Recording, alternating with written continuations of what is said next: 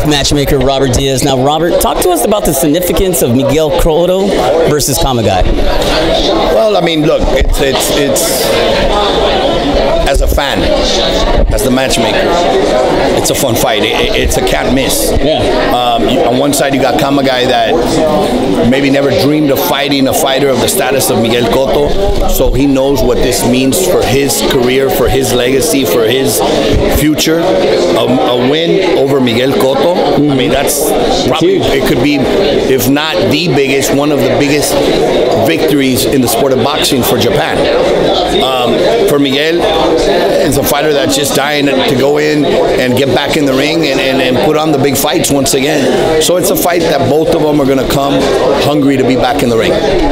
How exciting is it for Golden Boy Promotions to bring over Miguel Cotto into the family? Very exciting. Personally, everybody that knows me knows that Miguel Cotto is one of my favorite fighters of all time. I've always liked the way he fights. I've always liked him as a person. And for LA fight fans, which LA is one of the biggest and strongest markets of boxing, knowledgeable and passionate, they know what real boxing is all about. And to be able to maybe for the first time see Miguel Cotto live and up close is great. You know, a few minutes ago I interviewed Oscar De La Hoya. He said if anybody had a better left hook than Oscar, it was Miguel Cotto. Wow, that's see, and that's coming. Lefties. Yep, both natural lefties, yeah. Exactly. Marco Antonio Barrera was a natural lefty who fought right as well, and left hook, the jab was one of his strongest punches. Yes. And what do you think? Who do you think had the better left hook? Or is it equally the same? You know, they were delivered very different, but at the end of the day, it was a great result.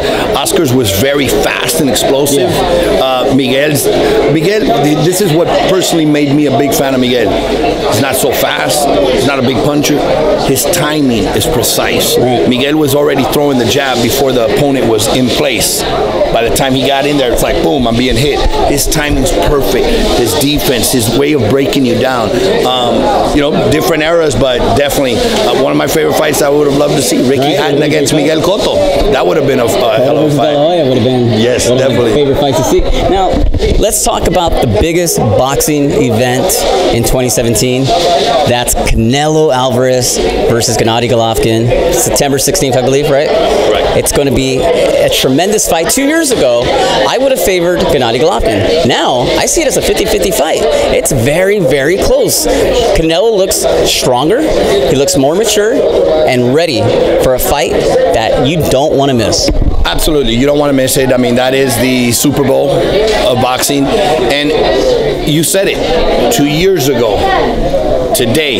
Yeah. So timing That's perfect. has a lot to do with it. You know, these fights don't get done in 2 or 3 days. It takes a while to negotiate, get every details, both sides to be happy. It's now here, September 16th, can't come soon enough, and people are going to be not only get what they've been waiting for, but also see top level fight from both sides. Right. Now let's talk about another event that may be taking place either this year or next year. A lot of boxing fans aren't too excited about it. I'm not. Mayweather versus McGregor. Is it good for boxing? Is it good for MMA? Or is it simply just a bad event? I can't say, look, I've been one to say don't ever say it's a bad event until it's there and you've seen it and then walk away saying it was a bad event, because it happens where people say, oh, it's a bad fight. Don't, you know, wait till you see it. I'm not going to watch it. I'm not going to lose sleep over watching it. I'm not interested in watching it.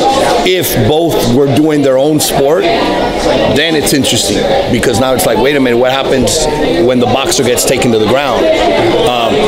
But when you're bringing, let's take a basketball player and put him in a football field. It's two different games. Right. It's two different techniques. It's not something that, okay, I'm going to go into a boxing gym and train for a couple hours every day for the next 2 months, and all of a sudden I'm ready to fight one of the best in boxing. It doesn't happen like that. One of my final questions, you have David Lemieux, who is a middleweight, a big middleweight. if Canelo Alvarez is victorious, if Miguel Cotto is victorious, could we possibly see David Lemieux versus one of the two? That's always possible. I mean, obviously that division is going to get hot. That division is going to be fun. But let's enjoy August 26th and September 16th before we get there. Thank you, sir. Always. Thank you. Thank you.